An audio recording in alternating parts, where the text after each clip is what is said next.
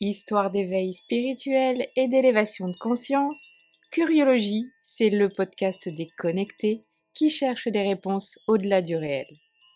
Décroche ta ceinture et prépare-toi à voyager avec notre invité de la semaine.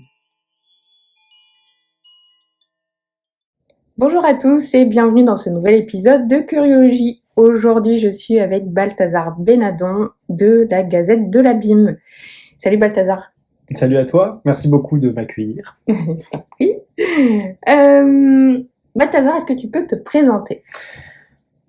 Du coup, je m'appelle Balthazar, voilà, j'ai 39 ans, je suis père de 2 enfants et je suis accessoirement le fondateur d'une chaîne YouTube qui progressivement devient un média qui s'appelle la Gazette de l'Abîme, qui a pour vocation de parler de l'exploration de la conscience, en tout cas qui part du principe de l'exploration de la conscience, notamment par le biais de l'expérience psychédélique, pour réévaluer en quelque sorte le regard qu'on porte sur le monde. À partir de ces expériences, à partir du contenu psychique qui émerge de cette expérience, qui a souvent tendance à transformer la manière qu'on a d'interagir avec soi-même, avec les autres, avec le monde, comment est-ce que on peut faire exister ce contenu dans la société. Voilà, c'est un peu l'ambition de la chaîne. Ok. Voilà, donc il y a cet aspect-là. Il y a aussi un aspect artistique, puisque c'est un média qui ne produit pas seulement de l'information, mais aussi des choses qui vont plus être comme un film d'animation, comme des illustrations, enfin pas mal un travail artistique, illustratif, narratif assez poussé. Et puis j'officie également en tant que gardien de voyage lorsque les planètes s'alignent. Voilà. Ok, génial. Et qu'est-ce qui t'a du coup amené à créer cette chaîne YouTube avec une dimension artistique en plus ? L'expérience de l'ayahuasca, voilà. En un mot commençant, l'expérience de l'ayahuasca dans un contexte cérémonial, c'est-à-dire un contexte dans lequel était privilégié l'exploration intérieure, le voyage intérieur, au contraire d'expériences que j'aurais pu faire un peu plus jeune, où c'était plus l'idée de viens, vas-y, on prend des champignons, on voit ce qui se passe et tout.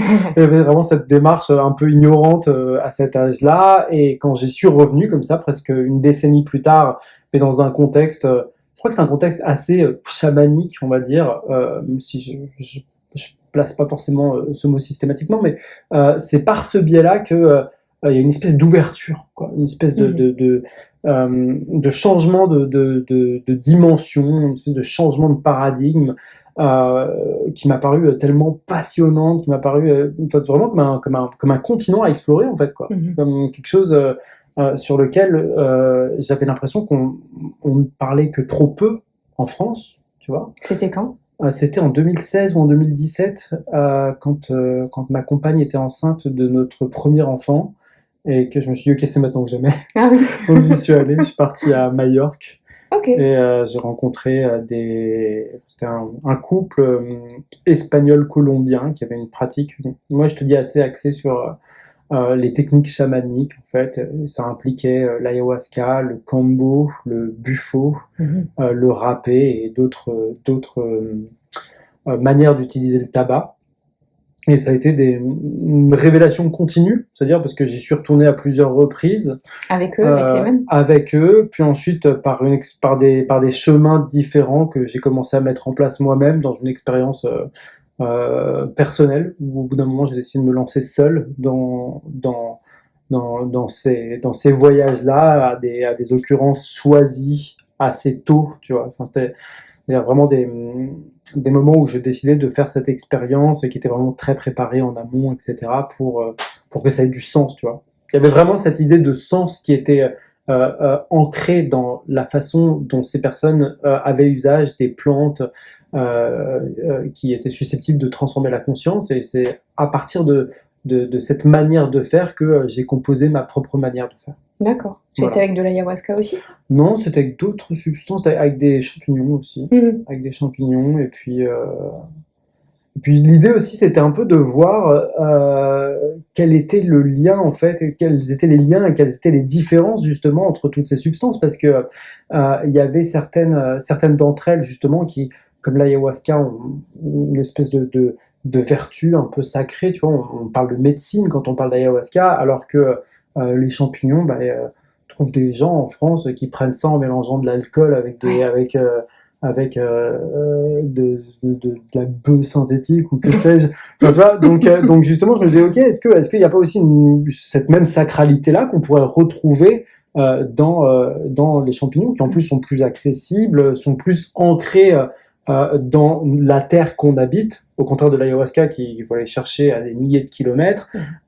Et je dois dire que c'est plus par là que s'est orientée cette démarche-là au fur et à mesure du temps. Parce que justement, c'était une plante qui existait dans notre domaine à nous, tu vois, donc avec laquelle je suppose qu'on avait plus de connexion. Donc voilà. Ok, génial. Donc tu t'es senti un peu comme un chercheur. Ouais, c'était vraiment un chercheur. Il y a beaucoup de personnes qui font ces expériences-là parce qu'elles cherchent à répondre à une problématique. Et je dis pas que c'était pas mon cas, Ouais, guérir. mais ouais, voilà. Il y avait vraiment une espèce d'idée de guérison et il y avait beaucoup de personnes. J'étais surpris par le nombre de personnes qui souffraient. Et ça, c'est vraiment quelque chose qui s'est démontré au fur et à mesure de la Gazette de la Bible, qui d'ailleurs m'a invité justement à orienter les choses dans ce sens-là, parce que la demande était là en fait. La demande de la plupart des personnes qui s'intéressaient à ce travail-là, c'était trouver une réponse à un mal-être, à une maladie de l'âme en quelque sorte. Et je pense que j'étais pas non plus étranger complètement à ça, mais moi j'avais le côté un peu genre, moi j'ai envie de voir ce que ça fait en fait. J'ai vraiment envie ouais, c'était un côté exploratif. Un côté exploratif et d'ailleurs ça pose un certain nombre de questions, tu vois. Où est-ce que s'arrête la thérapie, où est-ce que commence l'exploration, où est-ce que commence la spiritualité, où est-ce que commence le plaisir, peut-être aussi la joie d'avoir accès à ces expériences-là. Et il me semble qu'en fait, plutôt que de médecine, moi je parlerais plus d'outils, tu vois, avec le temps. En ce qui te concerne. Ouais. Et puis même de façon générale, dans le sens où on pourrait, c'est-à-dire qu'un outil peut être utilisé de plein de manières différentes. Tu vois. Et ça peut effectivement être un médicament, mais mal exploité, je pense que ça peut être un poison aussi en fait. Ça peut être un moyen de locomotion vers au-delà de soi. Ça peut être une connexion à la transcendance. Ça peut être plein de choses différentes. Tu vois. Et c'est un vrai débat, d'ailleurs, dans les communautés psychédéliques. Quelle est la place qu'on donne à ces substances à mesure qu'on se rend compte de l'intérêt qu'elles représentent pour les individus sur le plan thérapeutique, dans la mesure où il y a plein de gens qui ne font pas appel à ces expériences pour une question thérapeutique, mais qui n'en estiment pas moins leur expérience légitime, se pose la question de comment est-ce qu'on va les qualifier, si elles sont amenées à être dépénalisées, si elles sont amenées à être remises en question, tu vois, par rapport à la situation dans laquelle elles se trouvent à l'heure actuelle. On peut dire que c'est un combat que tu mènes, ça. Il y a un côté activiste, c'est vrai. Maintenant, le problème de l'activisme en général, je trouve, c'est qu'il y a tendance à se focaliser sur une idée et ne jamais la remettre en question, tu vois. C'est un truc que tu vois chez les activistes politiques, tu vois, où en fait ils prennent une posture et c'est leur posture et ils s'identifient à cette posture et à partir de là, tu vois, la vertu ne peut être que de leur côté. Or, il me semble que dans des expériences telles que l'expérience psychédélique, ça peut t'emmener tellement loin, ça peut tellement ouvrir des portes que il y a une espèce de souplesse qu'il faut garder en permanence vis-à-vis de ça. Donc l'activisme, oui, pour sortir de la bêtise qui consiste à dire que c'est juste des produits toxiques et à partir desquels on peut créer des dépendances, parce que ça c'est factuellement faux. Mais c'est pas pour autant que je ne pense pas que il fallait pas faire preuve de révérence et de sérieux et d'une certaine crainte vis-à-vis de toutes ces substances en fait, parce que ça ça fait émerger un contenu psychique dont on sait jamais exactement la gueule qu'il va avoir. Ouais. Et je l'ai vu pour avoir accompagné quand même un certain nombre, enfin, accompagné ou m'être trouvé au contact d'un certain nombre de personnes. Tu vois qu'il y a des choses très très lourdes, quoi, qui sortent des choses très puissantes, tu vois, et il faut être capable de les accueillir, il faut être capable de dompter ce truc-là, de le mettre en place, de le faire exister d'une manière harmonieuse avec le monde extérieur, et c'est pas à prendre à la légère, quoi. Ouais. Tu veux dire que tout le monde est pas capable de prendre ça, parce que ça peut être dangereux aussi, s'ils sont pas capables d'endurer ce qui va possiblement se passer. C'est une question de responsabilité, je pense. Je pense qu'il y a une vraie question de est-ce que tu es en mesure de prendre la responsabilité de l'expérience qui va être la tienne. Tu vois, est-ce que tu seras capable de soutenir ça, parce que ça va faire partie de toi après, tu vois ce que je veux dire? Ouais. Ça va sortir et ça va exister et tu vas devoir porter ce truc que tu le veuilles ou non. Et c'est pas et ce sera pas de la faute de la personne qui t'aura accompagné ou de la personne qui t'aura donné de la substance ou enfin si, enfin parfois il y a des gens qui font n'importe quoi, qui créent des situations traumatisantes, tu vois. Mais si on part du principe que on va dire les prérequis de base sont respectés et qu'il se passe quand même quelque chose de difficile, mais en fait c'est la responsabilité de la personne qui en fait l'expérience, tu vois. Et donc c'est une des raisons pour lesquelles le respect, vraiment, enfin vraiment le respect de la substance à laquelle tu fais appel, la prise de responsabilité, c'est des choses qui sont fondamentales. Moi, je trouve qu'il n'y a rien de plus criminel, enfin si, des choses pires que ça, mais c'est quand même vraiment pas cool d'essayer de pousser quelqu'un à faire cette expérience. Voilà. Oui. Ou de l'induire. L'induire, c'est carrément un viol, en fait. Hein. L'induire sans que la personne ne le veuille, voilà. C'est vraiment quelque chose qui doit émaner de la pleine volonté d'un individu. Ouais. Et avec une considération du fait qu'on ne sait pas ce qui va en sortir. Parce qu'il y a vraiment un avant et un après. Ouais. C'est ça le truc. C'est ça. Il y a un avant et un après, et ça va beaucoup plus loin que la simple juste expérience, en fait. C'est le monde qui se transforme, c'est le regard qu'on porte sur le monde, c'est la manière dont il a d'interagir avec nous qui se transforme. Moi, je ne sais pas dans quelle mesure tu vis ta propre expérience, si tu en as une, je ne sais pas, mais c'est vrai que on peut avoir l'impression, dans un premier temps, d'avoir voulu aller faire une expérience, et au lendemain de cette expérience, on a l'impression que c'est elle qui nous a attirés à elle, en fait. Tu sais que une espèce de rencontre, enfin, une espèce d'intelligence qui existe dans ces plantes et dans ces substances, dans ces molécules, dans ces cactus, dans ces champignons qui est au-delà de nous, en fait. D'ailleurs, j'allais te poser la question tout à l'heure, qu'est-ce qui t'a amené à ça? Qu'est-ce qui t'a attiré à faire cette première séance, cette première cérémonie? Comment t'as trouvé les gens? Est-ce qu'on te les a conseillés? Est-ce que c'était un appel que tu sentais depuis longtemps? Je pense que la base des choses, c'est un sentiment de « ok, la vie c'est que ça ».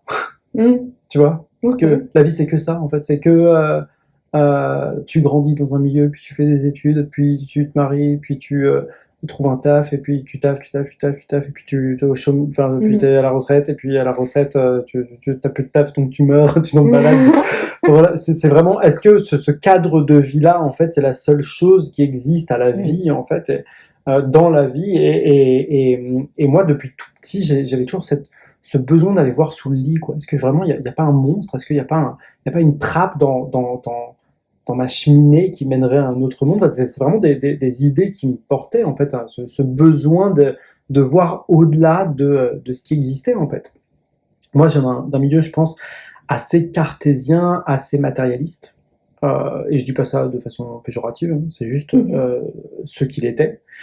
Et du coup, il y a eu beaucoup de souffrance qui a émergé de ça, tu vois, d'avoir une espèce de vie intérieure riche, tu vois, d'avoir besoin de transcender le statu quo des choses tout le temps, et d'avoir en même temps cette limitation, tu vois, cette espèce de pression sociale, en fait, qui veut que les choses aient une certaine forme et un certain ordre. tu vois.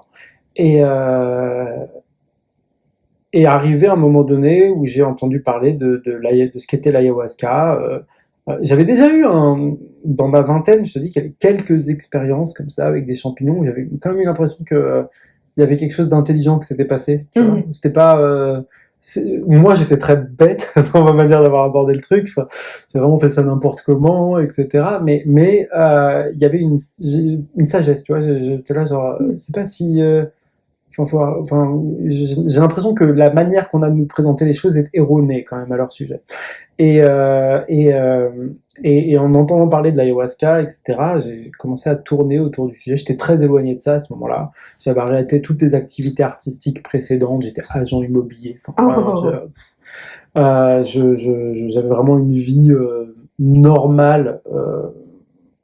Mais qui du coup en fait était tellement normal que tu vois il y avait une espèce de pression qui montait pour aller faire quelque chose d'un petit peu drastiquement opposé et c'est là où le mot ayahuasca commençait à popper un peu partout, tu vois. À l'époque, oui, c'est vrai. Je sais même pas si à l'époque c'était tant que ça, j'ai l'impression que c'était beaucoup moins qu'aujourd'hui.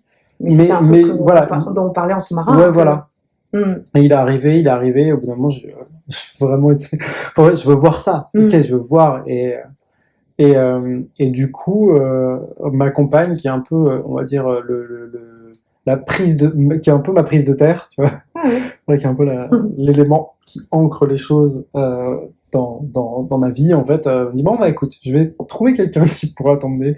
Et en fait, il y avait un copain prof de yoga qui faisait ses expériences et qui en fait m'a redirigé vers des personnes. Et ça a été une confirmation en fait du fait que ces aspirations-là, tu vois, que cette aspiration à avoir un au-delà, en fait, cet au-delà existait. Tu vois qu'il existait. Alors peut-être que à l'intérieur de moi-même, tu vois, il n'était pas démontrable physiquement, mais justement, voilà, il y avait plusieurs couches à la réalité et que il était possible de les explorer et que mieux on les connaissait, mieux on vivait la réalité physique des choses. Et à partir de là, je me suis dit, non, mais c'est le sujet le plus intéressant du monde.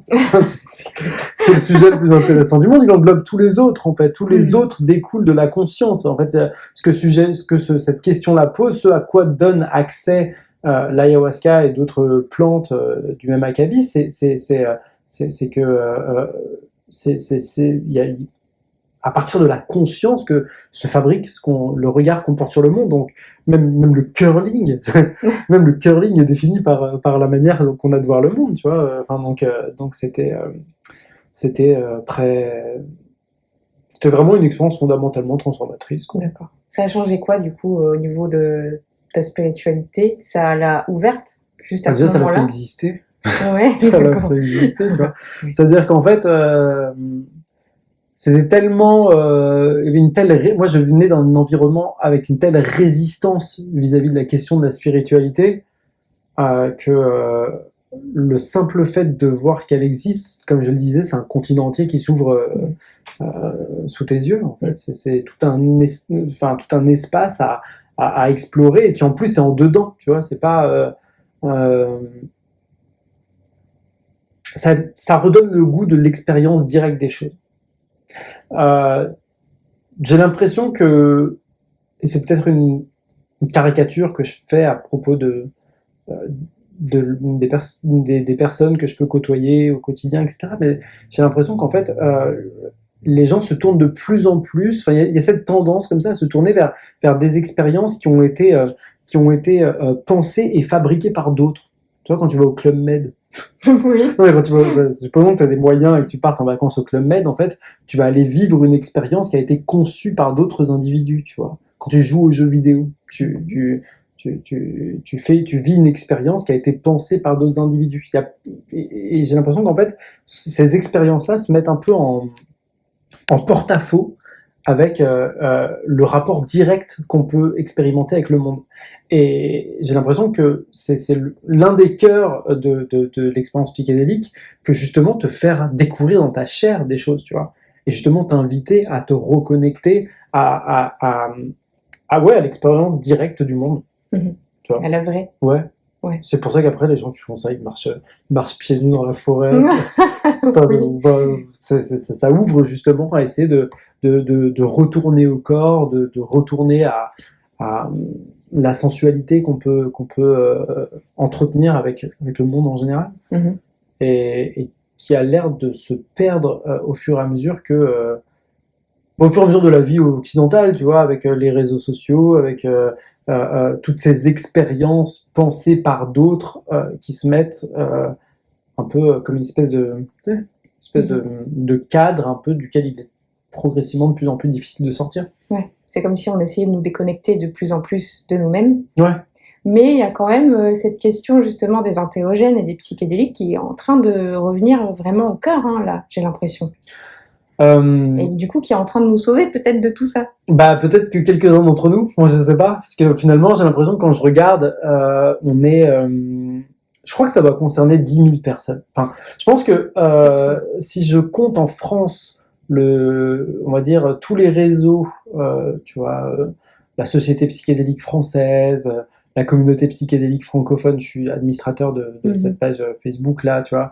La Fuse qui a été fondée par Stéphane Schillinger et Olivier Chambon, tu vois, j'ai l'impression qu'on retrouve à peu près les mêmes têtes actives d'un groupe à l'autre. Et j'ai l'impression qu'au final, on va faire de gens qui montrent leur affiliation à ce genre de groupe. J'ai l'impression qu'il doit y avoir 10 000 personnes en France. Ok. Après, il y a des personnes qui pratiquent et qui sont dans un même groupe aussi. Non, peut-être, bien sûr. Ouais. Bien sûr, mais j'ai quand même l'impression que la question auquel ouvrent ces expériences, c'est très mal vu en France. Tu vois, il y a un vrai problème avec. Il y a une vraie peur parce que on est le pays du siècle des Lumières, parce que on a troqué l'obscurantisme contre la raison, qu'on a tout un passif. Je pense qu'on a hérité du jour où Nietzsche a dit que Dieu était mort, tu vois, et qu'à partir de là, c'était l'homme qui devait prendre le pouvoir sur et que ce faisant, en fait, on a rationalisé les choses, on a technologisé les choses. Le mot n'existe pas en vrai, je crois. Mais que du coup, en fait, on n'a pas, enfin, il y a un vrai rejet de la question spirituelle, il me semble. Quand elle existe, c'est dans des communautés qui sont plus de l'ordre de la religion, j'ai l'impression. C'est plus, je trouve. Ouais. Non, tu trouves pas, toi? Non. Non. Non, pas pour la religion. Ouais.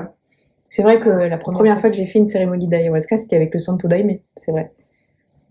Groupe très intéressant. Oui. Ouais. Oui. C'est une religion en quelque sorte. Ouais. Mais moi, je l'ai pas pris comme ça.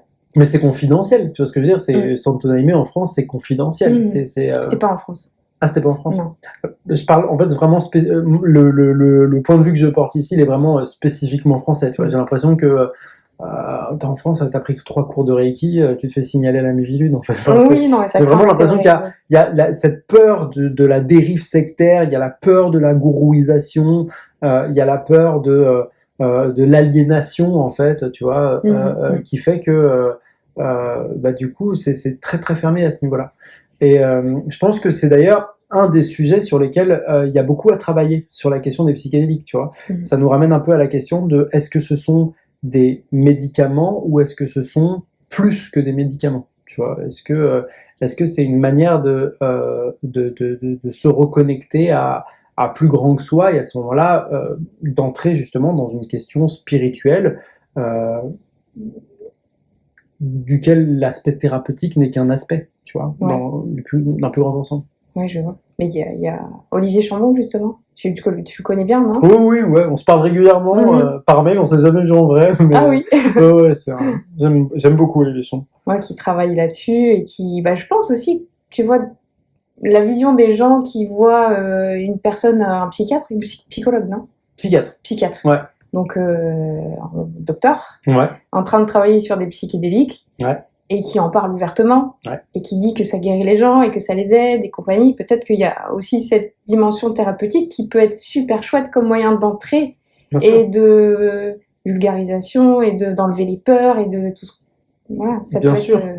À ceci près que Olivier Chambon n'en a enfin moi quand je le vois, je suis admiratif de la beauté de sa manière de ne rien en avoir à foutre. En fait, il en arrive à un point où, enfin clairement je le sens, ils sont fous complètement, tu vois. Ils disent ce qu'ils pensent, mais dans une des interviews qu'on a fait lui et moi, il est très clair sur le fait qu'il n'a plus le moindre lien, ou en tout cas c'est ce que j'ai compris, avec le reste du monde psychiatrique.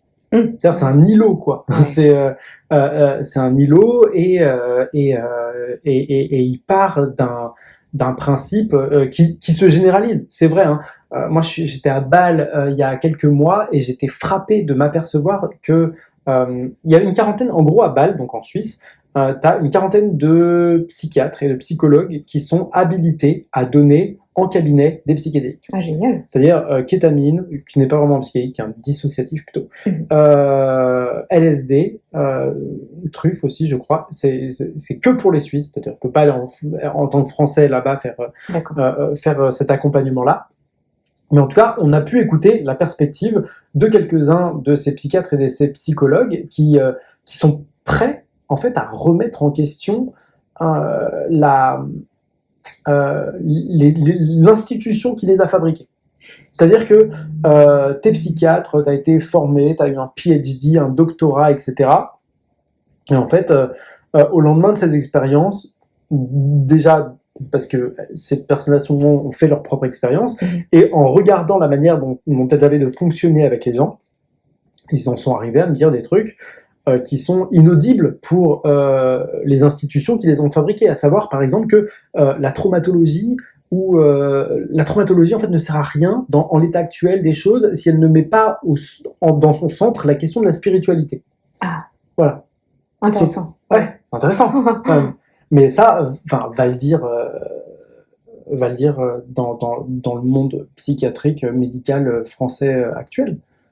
La question de la spiritualité, j'ai l'impression que vraiment ça braque tout le monde, quoi. Tout le monde, enfin, t'as vraiment l'impression que encore 2 mois et puis on va finir par sacrifier je sais pas quoi, tu sais, sur l'autel de je sais pas quel dieu ou enfin tu sais, il y a une espèce enfin la question, je trouve en tout cas que mais c'est peut-être encore une fois une question de sérail, tu vois. Moi je viens d'une famille de médecins. J'ai une famille de médecins, de psychiatres, de psychanalystes, d'obédience freudienne, donc c'est assez différent de l'expérience plutôt jungienne que j'ai pu avoir de ces choses-là, mais il y a vraiment de moins en moins, mais il y a quand même de base une espèce de crispation vis-à-vis de la question de la spiritualité, où tout de suite les gens se reculent. Non, moi je suis rationnel, moi je suis cartésien, moi je suis un héritier du siècle des Lumières, etc. Et donc c'est quelque chose de difficile à faire entrer au cœur de la cité, au cœur du débat, tu vois. Mais on a effectivement des Olivier Chambon, des Ansgar Rougemont, qui était un des psychiatres que j'ai pu rencontrer là-bas, qui justement porte cette idée-là. C'est bien qu'on ait des PhD, enfin quelques PhD, tu vois, quelques doctorants pour essayer de faire avancer ces idées-là sans que on passe tout de suite pour un gourou ou que sais-je. Donc voilà. Et des Stephen Schillinger aussi, qui a publié un bouquin. Je crois que dans mon entourage, il y a de plus en plus de personnes qui sont en train de le lire justement parce que je leur ai dit mais c'est incroyable, c'est une pièce du puzzle. Sagesse interdite. Ouais. Non, c'était un très chouette bouquin. Il fait beaucoup lui aussi, hein. Il fait beaucoup lui aussi pour faire avancer la question et c'est même pas facile, hein, parce que même dans les regroupements psychédéliques, il y a aussi vraiment une question de un peu la question science contre conscience, quoi. Enfin, il y a un peu cette question pas mal récurrente. On voit bien que il y a certaines obédiences qui vont vraiment approcher la question psychédélique sur le plan neurologique, sur le plan thérapeutique, sur le plan médical, sur le plan scientifique. C'est souvent appuyé par des académiciens, par des gens justement qui sont encartés par une institution quelque part, tu vois. Et d'un autre côté, tu vois d'autres groupes qui sont un peu plus sauvages, qui vont parler de la chose sur le plan beaucoup plus subjectif, tu vois, quitte à parfois avoir l'air un peu surprenant, tu vois. Mais on voit effectivement qu'il y a quand même un peu cette dichotomie-là, tu vois, qui a un peu lieu, où d'un côté, il y en a il y a des groupes en fait justement qui veulent faire exister la question psychédélique auprès des institutions médicales, scientifiques, politiques, etc. Donc qui adoptent un discours audible par ces institutions-là. Puis il y en a d'autres qui fait, mais en fait, moi j'ai envie d'être une putain de sorcière, moi j'en ai rien à foutre. Tu vois, j'ai envie de faire mon truc dans un coin, j'ai envie de taper du tambour et de faire communion autour de ces expériences-là. Et c'est là que se trouve mon soin, ma guérison, ma thérapie. Et je n'ai pas besoin d'avoir un doctorant qui m'explique ce que je sais déjà intérieurement, tu vois. Mmh. Ok, génial. C'est rigolo ce que tu viens de dire, je me sens entre les deux. Ouais, mais on est tous un peu entre les deux. Ouais. Enfin, je pense vraiment, c'est des va-et-vient permanents entre plusieurs aspects. Enfin, c'est ce qu'on disait, c'est un peu vaste comme le monde, ces questions-là. Tu vois, ça engage la question psychologique, la question neurologique, la question communautaire, sociale, la question religieuse, spirituelle, la question du corps. Enfin, bref, ça existe à tellement de niveaux en fait Tellement. il y avait quelqu'un qui disait quelque chose d'assez intéressant à ce sujet-là, c'était il prenait l'allégorie de l'éléphant. Tu vois, je sais plus comment, je crois que c'est une allégorie en anglais qui se traduit pas en français, mais l'idée c'était que il y avait des gens avec des yeux bandés et qui touchaient chacun une partie de l'éléphant sans savoir ce qu'ils touchaient, et l'un disait en touchant la jambe, faisait ah c'est un arbre, et puis la trompe, celui qui touche la trompe fait c'est un serpent. Et puis celui qui touche la queue fait c'est un balai, celui qui touche le ventre c'est un mur, tu vois. En fait, j'ai l'impression que ces expériences-là, elles sont, comme elles agissent comme étant des amplificateurs de qui on est, tu vois. Chacun y voit une réflexion de lui-même, tu vois, un reflet de lui-même. Et du coup, ça pose plus de questions que ça nous résout, tu vois. Je vois. Moi, par exemple, c'est une réflexion que je m'étais faite il y a quelques années ou mois.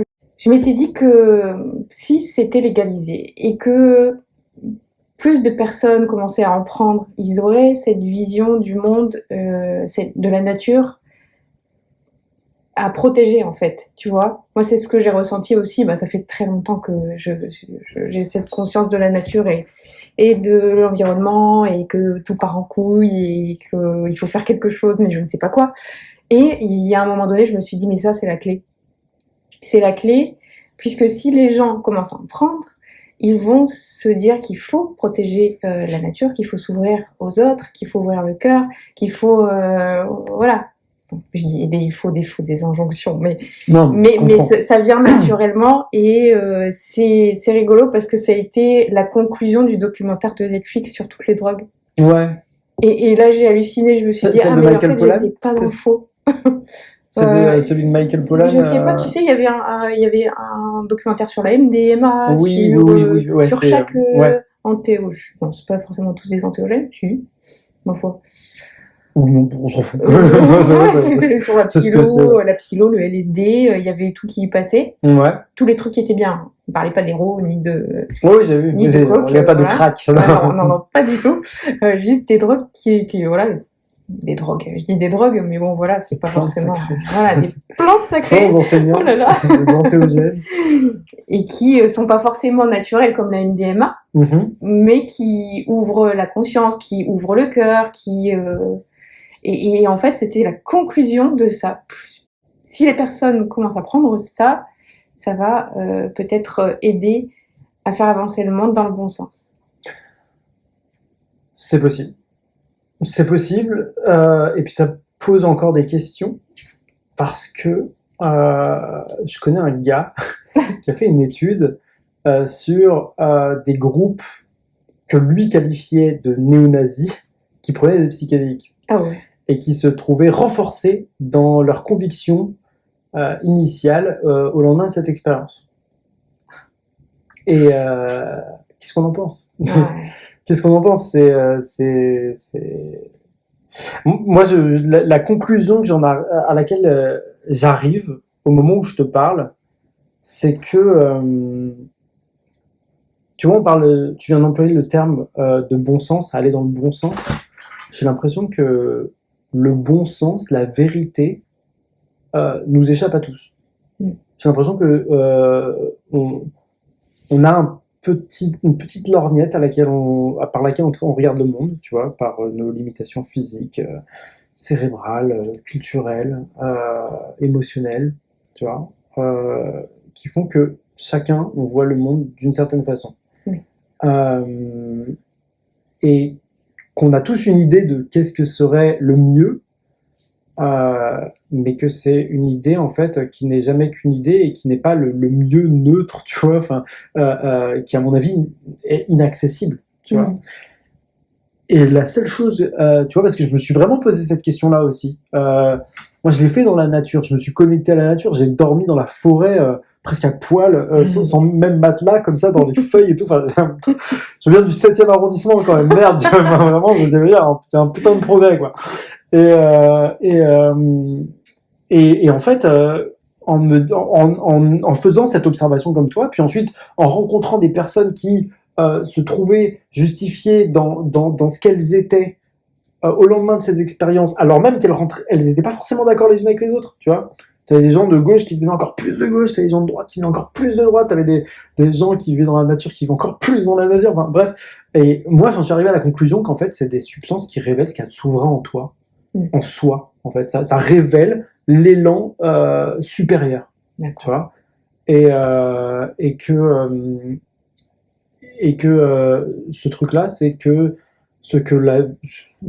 cette intelligence supérieure qui existe peut-être dans la nature, en fait, t'a destiné à faire. D'accord. Et que c'est ça que tu dois faire, et que peut-être que ça va pas plaire à plein d'autres gens, mais c'est ça que tu fais. Okay. Enfin, mais voilà, vraiment, je suis pas en train de poser ça comme un truc définitif, tu vois. C'est simplement que tu vois, on parle beaucoup de espèce de sous-fifre de Bolsonaro, tu vois, le président brésilien, qui est d'extrême droite, et dont beaucoup de ses sbires, je sais pas comment on appelle en fait, avaient un usage de l'ayahuasca. Ah ouais, incroyable. Donc on était là, genre, en fait, donc parce que j'allais te dire, si on donnait de l'ayahuasca au PDG de Total, et ben en fait, ça le rendrait pas meilleur, il continuerait à faire des trous partout et encore plus, quoi. Bah, selon cette théorie. Faudrait essayer. Mais moi, c'est mon but. Jamais. Moi, mon but, c'est d'emmener le psychédélique jusque dans l'Élysée. Voilà, je veux tripciter le président. Mais au-delà de ça, qui sait en fait, qui sait, moi, je sais pas, moi, j'ai vraiment l'impression que ces expériences, elles nous révèlent à qui on est, et puis elles nous montrent, enfin, qui nous sommes, est-ce qu'on est, en fait, quel est le feu, enfin, quelles sont les valeurs suprêmes, en fait, qu'il y a en nous, mais qui nous montrent aussi à quel point, en fait, cette enveloppe est fermée, en fait, à quel point elle est fermée, à quel point il y a un univers, à quel point nous ne sommes pas la totalité, tu vois, et que il y a peut-être des sagesses auxquelles j'ai pas accès, tout simplement, et qu'il y a des gens qui font des choses qui je comprends pas, mais qui peut-être font sens sur un plan auquel j'ai pas accès. Ça me montre à quel point j'en sais pas grand-chose, en fait. Oui. Donc, on est en chemin, de toute façon. Ouais. On n'aura jamais fini d'apprendre. Non, c'est ça. C'est ça. Encore une fois, c'est vaste comme le monde, hein, comme sujet. Ah oui.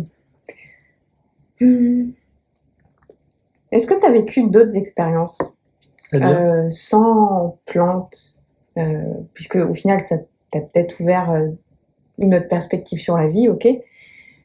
Est-ce que ça t'a ouvert par exemple à des capacités extrasensorielles que t'avais pas avant? Ouais. Ouais. Toi, c'est le cas pour toi?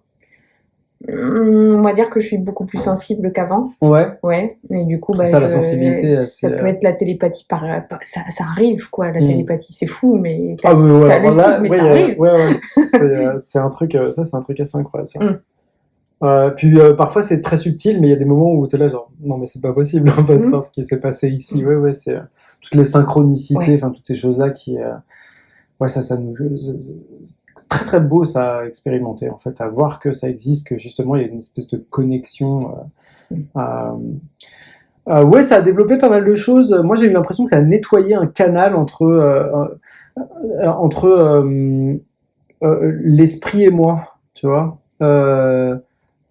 c'est ce que je racontais pas mal. Tu vois, quand j'ai fait ce dessin animé ou les illustrations, j'avais arrêté de dessiner depuis genre 12 ans. Tu vois, je viens d'une école d'art en fait. J'avais arrêté, je faisais de la musique. Après, j'ai arrêté parce que enfin, j'étais bloqué justement dans le processus créatif, etc. J'ai vraiment l'impression que cette expérience était, ok, on prend le tube du processus créatif, on va le ramoner, on va le nettoyer, et si t'arrêtes d'obstruer toi-même cette inspiration-là, elle viendra toute seule. Et ça, j'ai été absolument surpris de constater la facilité avec laquelle il y avait des images en fait qui ne réclamaient qu'à être traduites, tu sais, de la musique qui ne réclamait qu'à être écrite en fait. C'est pas toi qui faisais preuve d'une intelligence ou d'une dextérité particulière, non, c'est juste ferme ta gueule les choses vont se manifester d'elles-mêmes. Ça, j'étais très très surpris de constater ça. Le dessin animé que j'ai fait, des putains de limaces cosmiques, en fait, ça a été automatique en fait. Ah ouais. Vraiment, les gens font un storyboard normalement, tu vois, ils font une petite case en disant ok là il se passe là, il se passe là. Moi je suis juste ok, je fais un dessin animé. Je prends ma tablette et j'ai commencé à gratter comme ça comme un possédé pendant 6 mois avec la chance incroyable d'avoir un collaborateur qui s'appelle Clément Hébert et qui a une grande pratique de la méditation Vipassana, donc qui est quelqu'un de très ancré, de très posé, etc. Au contraire de mon énergie de chien fou là, qui se lance dans des trucs comme ça, genre avec les yeux exophtalmés pendant 6 mois et qui sort avec 7 kilos en moins, tu vois. Bref, lui justement, il prenait toutes ces images, tu vois, il les associait ensemble et il faisait en sorte que la chose se structure. En fait, il créait le soutènement nécessaire à cet élan-là. Mais cet élan-là, justement, c'était la redécouverte. Enfin, ça a été une redécouverte permise par ces expériences-là. Et puis aussi la sensibilité dont tu parles, les synchronicités dont tu parles, le détachement aussi. Le détachement justement des espèces d'urgences matérielles auxquelles tu es confronté toujours, tu vois, cette espèce de FOMO de la vie en fait, où justement tu prends un état de contemplation, une parole aussi, d'avoir un dialogue permanent avec quelque chose d'autre. Ah ouais. Ah ouais, moi j'ai eu ça pendant 2 ans où c'était rempli tout le temps, tout le temps rempli de choses à dire, à constater, de sources d'émerveillement, etc. Et puis j'ai remarqué que ça se refermait aussi. C'est un peu un des sujets que je voulais aborder aussi. C'était le rendormissement spirituel. C'était possible de s'éveiller spirituellement, mais que c'était aussi possible de s'endormir. Ouais, on oublie parfois. Ouais, on oublie. Même parfois, tu reviens à une facture en trop, enfin, ou je sais pas, tu sais, un manque de fatigue, un mode de vie trop sollicité, et en fait tu te détaches aussi de ça. On n'est pas toujours obligé d'être connecté et toujours en train de pratiquer, toujours en train de penser à ça, je sais pas. C'est ok d'être pris dans notre vie aussi. Ouais, c'est ça. C'est ok d'être pris dans la vie, et puis je pense que c'est aussi se remettre à niveau par rapport à un contexte. Si ton contexte est stressant, t'es dans une situation d'urgence, etc., l'heure n'est peut-être pas à la contemplation, tu vois, et ton corps te le fait savoir, tu vois, ta conscience te le fait savoir, et donc elle va aller resserrer sur les problématiques du moment, plutôt que te mettre dans un espèce de constat comme ça, lové dans l'univers, en train de regarder la beauté des choses partout, tu vois. Donc ouais, c'est... Et puis on est venu pour ça aussi. Oui, voilà, c'est ça. Je veux dire, c'était un des messages que j'avais eu pendant l'ayahuasca, justement, que j'étais venue pour vivre une expérience humaine. Ouais. Et donc, voilà, si je voulais faire un bébé, je pouvais, voilà, des trucs comme ça, quoi. Et c'est vrai qu'après, j'avais été plus en mode, ah mais oui, je suis dans ma vie, c'est ok, je suis une femme, d'accord, j'accepte, je suis bien. Et puis s'il y a des moments où je me déconnecte, c'est parce que j'ai pas le temps, parce que je dois m'occuper de mon chien, parce qu'il me prend beaucoup de temps, et toi, tes enfants... Tu pars en courant, kilomètres là. Et ben c'est ok. Ouais, bien sûr, bien sûr. Il y aura d'autres moments pour partir dans la jungle et puis faire mes expériences et puis repenser à tout ça. Et... Après, c'est vrai que j'ai Curiologie qui est mon fil rouge qui me ramène à chaque fois avec des invités, dans des nouvelles réflexions. Ça m'amène énormément de choses. Mais à côté de ça, je suis quand même bien ancrée au final, et peut-être que c'est aussi un des messages des plantes sacrées, quoi, Il y a aussi une légèreté, non? Quand tu sais, justement, quand tu redécouvres le fait que tu es là pour faire une expérience, tu vois, il y a quelque chose de d'allégeant, en fait. On s'allège un petit peu, justement, de il faut, tu dois, en fait. Non, tu fais ton expérience. Et je trouve qu'il y a quelque chose, quand on voit les personnes qui sont vraiment dans le cœur du fait de vivre cette expérience, pas forcément au moment même, mais qui la portent avec elle, etc. On sent qu'il y a une espèce de légèreté, tu vois, oui, la vie, c'est ça. Il y a des choses faciles, il y a des choses difficiles, des choses agréables, désagréables, et je prends tout ça, tu vois. Et puis, et j'ai l'impression qu'en fait, tu te rendors un peu spirituellement au moment où tu oublies que, en fait, c'est un peu un jeu, tout ça, tu vois. Quand tu oublies la question expérientielle et que tu reviens au fait de tu dois, il faut, etc. Je sais pas. Pour perso, moi, j'y reviens pas. Tu reviens pas? Non. Ouais. Non, je me suis détachée de plein de choses. J'accepte. Et bon, voilà, travailler, c'est compliqué aussi. Les trucs où on doit. Ouais. Quand je dois faire des choses. Mais il y a eu une newsletter de Stéphane Gillinger, justement, il y a quelques jours à propos de la congruence. Ouais. Et je pense que aussi, ça m'a amené dans un alignement, tu vois, toutes ces expériences. Et de me dire, ok, si je le fais pas avec le cœur, je le fais pas, en fait. C'est parce que c'est pas mon chemin, en fait. Ouais. Et si je trouve une autre solution pour faire cette chose avec le cœur, tu vois, c'est ce que je fais avec Curiologie, par exemple. Là, je suis en pleine congruence, quoi. Ouais, les choses s'alignent, en fait. Et tout prend de l'ampleur, et tout marche, et tout... Je sais pas, c'est magique, en fait. Ouais, c'est magique, mais parfois t'oublies. Moi, j'oublie, et parfois je redeviens un peu con. Je deviens un peu simple, comme ça, un peu bovin dans la manière de faire, tu vois. Mais en même temps, il y a toujours cette espèce de moment où les choses se remettent en place. Tu vois, moi, j'ai une idée complètement débile à un moment donné de tiens, si je faisais, il y avait un type comme ça dans l'école de ma fille qui partait et qui se séparait d'une boîte de location de voitures. Je me suis dit, tiens, si éventuellement je reprenais ça, un truc comme ça. Incroyable. À partir du moment où je l'ai fait, j'ai essayé de louer une voiture, genre j'en ai trois bagnoles qui sont tombées en panne. Vraiment, genre, tout l'univers me disait non. C'est de la merde, cette idée, ça ne te convient pas. Donc ouais, il y a cette idée-là, effectivement, que à partir du moment où tu ouvres ton cœur à laisser, à entrer dans les choses qui font du sens pour toi, qui s'alignent, etc. Et effectivement, il y a une légèreté et une lumière qui s'installe. Mais c'est vrai que c'est peut-être parce que je dors pas bien en ce moment, c'est peut-être parce que je me fais réveiller par mes enfants tout le temps.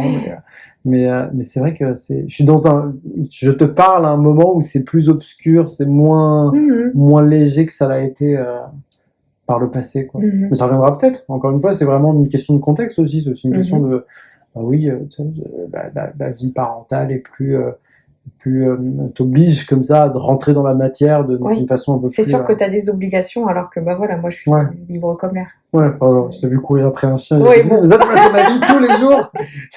Faire en sorte que mes enfants ne meurent pas en faisant une énorme connerie comme ça. Vraiment, c'est une problématique régulière. Tiens, papa, regarde, je suis suspendu au 3e étage.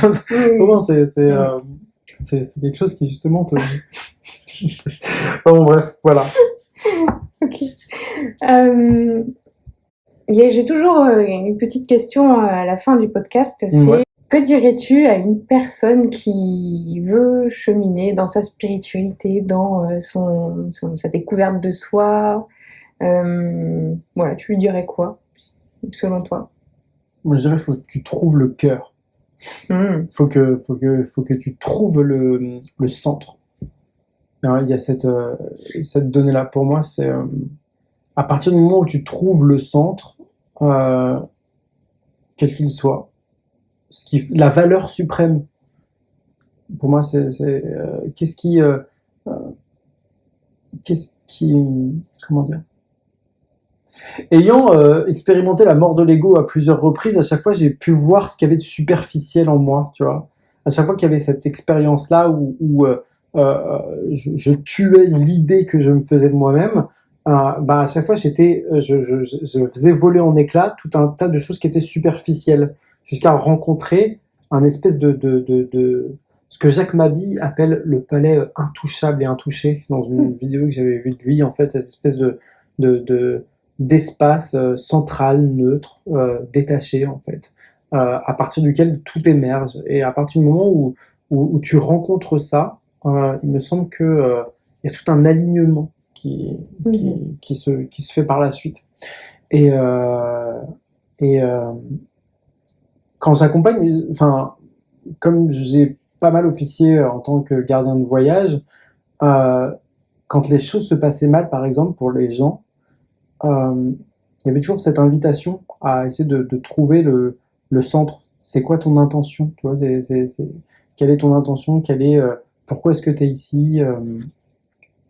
Qu'est-ce qui fait sens? Tu vois, elle est où la verticalité des choses quand tu es éparpillé dans quelque chose d'un peu chaotique, en fait. Et c'est là que se trouve la base à partir de laquelle les choses peuvent pousser de la meilleure manière possible, il me semble. Ok. Mais comment on fait pour trouver ce centre, du coup? J'aime bien les choses pragmatiques. C'est pas pragmatique, mais écoute, tu sais quoi, tu prends une dose conséquente d'une substance illégale sur le territoire français, puis tu vois ce qui se passe. tu sors de la matrice à un moment donné, puis non, enfin, je ne voudrais certainement pas que ce soit pris au sérieux. Mon ambition n'est absolument pas de faire du prosélytisme pour quoi que ce soit. Moi, je dois dire que ça a été justement par le franchissement de mes limitations qui a été rendu possible par l'ayahuasca, par les champignons, par quelques autres molécules, plantes, voilà, qui ont permis ces choses-là.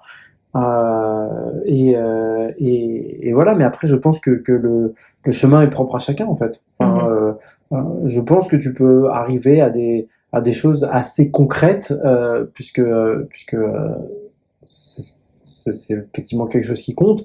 Par exemple, avec la méditation du Vipassana. Ça a l'air d'être très efficace. C'est très engageant, puisque c'est 10 jours où tu fais vœu de silence et tu rentres en toi-même dans des proportions que tu rencontres assez peu au quotidien. Mais je pense qu'il y a aussi cette question de justement prendre un petit peu s'allouer le temps du recul aussi. De pas forcément s'attacher à rechercher ça. Ouais, voilà. Et puis aussi le fait sur un autre plan aussi, le fait de rencontrer des personnes et de faire communauté autour de cette quête-là, qu'on rencontre pas beaucoup au quotidien quand même. Enfin, ce que je disais encore avec son interview, dans l'interview que j'avais fait avec Olivier Chambon, où tu vois, il parlait justement de ces expériences comme ça transcendantales, les expériences de mort imminente, les expériences de psychédéliques. Puis il s'est rendu compte qu'il parlait de ça le dimanche à table en famille autour du poulet dominical, et que ça met tout le monde mal à l'aise, en fait, tu vois. Ça met tout le monde mal à l'aise parce que les gens ont pas trop, enfin, ils ont du mal la plupart du temps à se questionner ou d'aborder cette question-là, parce que c'est très mis à distance à tout point de vue. Les vies, on les fout dans les EHPAD, enfin, tu vois, les naissances, elles sont très très contrôlées. C'est les gynécos qui décident de si on fait une césarienne. Enfin, tu vois, il y a beaucoup de mise à distance, encore une fois, de l'expérience directe des choses. Et j'ai l'impression que effectivement, faire communauté, par exemple, autour de ces expériences-là, c'est une manière de rendre possible le chemin. Tu vois. Donc voilà. Puis c'est ce qui est très intéressant, puisqu'on s'est rencontrés ensemble dans un apéro psychonautique, c'est que on peut rencontrer des personnes qui font pas forcément ces expériences-là, en fait, qui ont eu des expériences transcendantales avec un tambour, avec de la respiration holotropique, avec de la méditation, avec tout un tas de processus qui n'impliquent pas forcément de transformer la chimie de ton cerveau. Et même sans rien faire. Moi, j'ai des amis, j'ai un pote, il marchait dans la rue, hop, il a eu une extase mystique. Jaloux de ces gens-là. Une amie qui faisait la sieste, voilà, bim, incroyable, hein. Mais tout ça, pourquoi? Parce que c'est des gens qui ont le cœur ouvert, qui sont alignés aussi. C'est vachement dur en plus de garder le cœur ouvert, quand même. Ouais. C'est quand même vachement dur. C'est presque le mouvement inverse de l'intellectualisation qui est réclamée au quotidien. Ouais. C'est justement quitter le domaine de l'intellect pour celui du cœur. Déjà, ça fait mal, je trouve. Enfin, c'est vachement difficile. Et puis le faire perdurer dans le temps,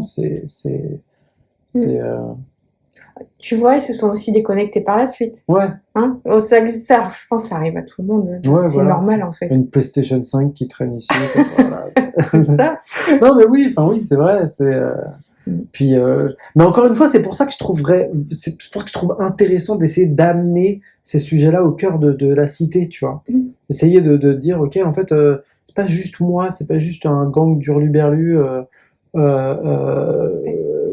Enfin, tu vois, ça nous concerne tous. C'est des questions qui, en plus, sont fondamentales puisqu'elles transforment la manière dont on a d'interagir avec le monde. Et quand on se pose la question de l'effondrement sociétal, quand on se pose la question de l'écologie, de la sauvegarde de l'environnement, il y a toujours des réponses techniques. Tu vois, toujours une réponse. Faut faire ça. Oui, alors du coup, faut pisser sous la douche et genre manger du tofu. Enfin, voilà, toi avec ta gourde. Oui, voilà, c'est ça. Il faut une gourde en métal. Oui, c'est vrai. C'est absolument vrai. Mais il me semble que c'est peut-être au niveau de la manière qu'on a de faire exister notre conscience que des choses peuvent se jouer, tu vois. Quand tu retrouves, par exemple, quelque chose de tribal, comme dans je sais pas comment c'est dans Santo Daime. On m'a proposé d'assister à une cérémonie à laquelle j'ai pas pu assister, j'aurais bien voulu, mais je sais que dans pas mal d'expériences cérémoniales de psychédélique ou d'antéogène, il y a cette espèce de retour à un état primitif, tu vois, où vraiment t'es toi dans quelque chose de presque plus culturel en fait, et de presque où en fait on se rencontre les uns les autres dans des champs desquels je me dis qu'il y aurait peut-être quelque chose à tirer pour aborder la question de l'environnement, par exemple. Je sais pas si je suis très clair. Non. Ce que j'essaye de dire, c'est que je pense que dans l'expérience de la rencontre spirituelle, il y a une potentielle réponse à toutes les problématiques qu'on rencontre à l'échelle civilisationnelle, en fait. Ah ouais. Je pense que la manière qu'on a d'interagir avec notre environnement, la manière qu'on a de détruire notre environnement, vient du fait qu'on a désincarné l'environnement. Tu vois que un arbre n'est pas un esprit. Un arbre, c'est juste un arbre. Alors, avec ça, on peut faire du bois et on peut faire une table. Tu vois. C'est ça. Il n'y a pas d'esprit que considérer la question de l'esprit d'un lieu, c'est trivial. Tu vois. La sensibilité permise par ces expériences psychédéliques et antéogènes nous permet de comprendre un peu ce que d'autres cultures peuvent, de quoi d'autres cultures parlent quand elles parlent de l'esprit d'un lieu, ou l'esprit d'une rivière ou d'une forêt. Ouais, voilà, dans la culture animiste, par exemple. Et il me semble que ça pourrait être une des portes de sortie que de justement trouver un moyen de se reconnecter à cette manière de faire incarner les choses, quoi, de réincarner les choses, de retrouver une forme de sacralité, quoi. C'est l'extrapolation de ce que je voulais dire tout à l'heure, tu vois. Ah ouais. Ouais. Tu vois, on se rend compte en fait de l'énergie qu'il y a partout, qu'on est la même chose. Non, mais je vois ce que tu veux dire. Moi, je trouve par exemple amusant, tu vois, quand on parlait de qu'est-ce que ça nous avait apporté au niveau de la sensibilité au départ. Tu vois ce sentiment quand tu rentres dans une pièce et qu'il y a deux personnes qui se sont engueulées et que 3 mètres avant d'entrer dans la pièce, tu sens déjà une égrégore particulière à ce niveau-là. Je trouve que justement, ça renforce ça.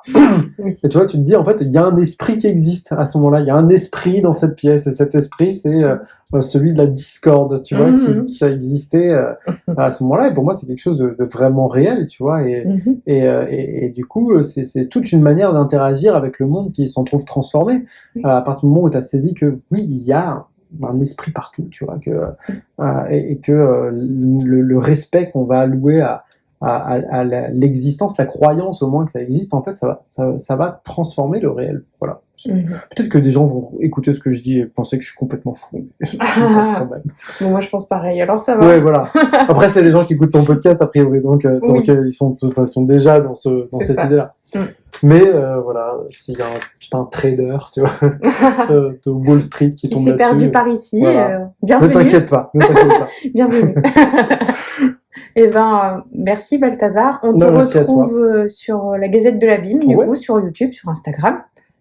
Et sur un site internet, maintenant. Oui. Sur un site internet sur lequel on publie des articles aussi, sur lequel on fait venir aussi des personnes qui ont envie d'écrire. On a déjà eu quelques personnes. Je crois que Stéphane Schinger, justement, va proposer un article très bientôt. Je le sais, ça va sortir d'ici quelques jours. Cool. Justement sur la place des psychédéliques et des antéogènes dans la société occidentale. Donc voilà. Voilà. En tout cas, merci beaucoup à toi de ton invitation. Merci, c'était vraiment un plaisir. J'espère que vous avez adoré, comme on a adoré enregistrer cet épisode. Je vous dis à très vite pour un nouvel épisode de Curiologie. Tu as vécu un éveil spirituel et tu as envie de le partager? Contacte-moi via le compte Instagram de Curiologie. Si tu trouves que le podcast est utile, soutiens-le en laissant un commentaire. Tu peux aussi le partager à toutes tes amies connectées. À très vite pour un nouvel épisode de Curiologie.